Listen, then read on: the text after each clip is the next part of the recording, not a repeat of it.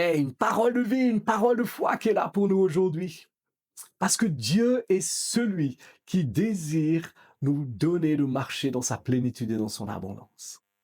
Dernièrement, j'aimerais te raconter une petite histoire. J'étais dans une situation difficile, dans une situation où il y avait de la pression, où les choses n'allaient pas comme elles devaient. Et au lieu d'avoir des paroles de revendication, des paroles de colère, les paroles qui sont sorties de ma bouche étaient des paroles qui étaient remplies de compréhension, remplies d'amour et remplies de grâce. Ce que ça a produit, c'est que rapidement, les choses ont changé. Rapidement, la situation s'est débloquée de manière positive. Est-ce que c'est pas extraordinaire?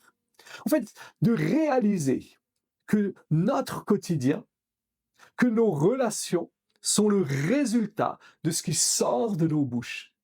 Et ce qui sort de nos bouches est ce qu'il y a à l'intérieur de nos cœurs et de nos vies. Jésus va dire dans Luc 6, 45, l'homme bon tire le bien du bon trésor de son cœur, et le mauvais tire le mal de son mauvais trésor. Car c'est de l'abondance du cœur que la bouche parle. Changer notre quotidien, changer notre relation, commence par le fait de changer notre manière de parler.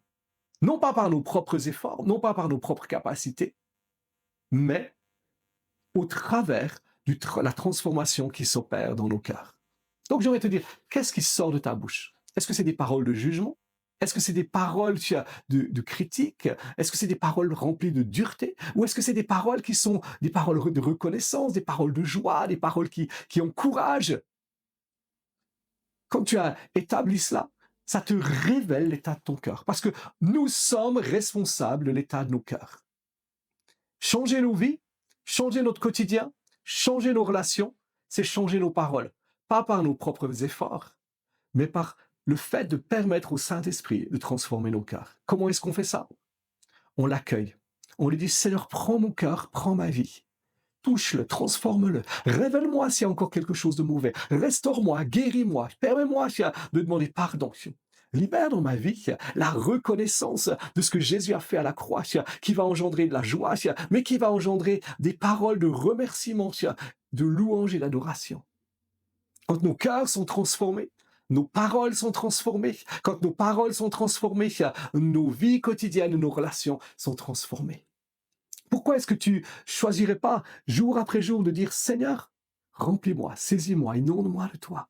De pouvoir dire comme le psaume 87, 7 le dit, Seigneur, toutes mes sources sont en toi. Le meilleur est pour toi, et il soit béni, soit encouragé. Bye bye.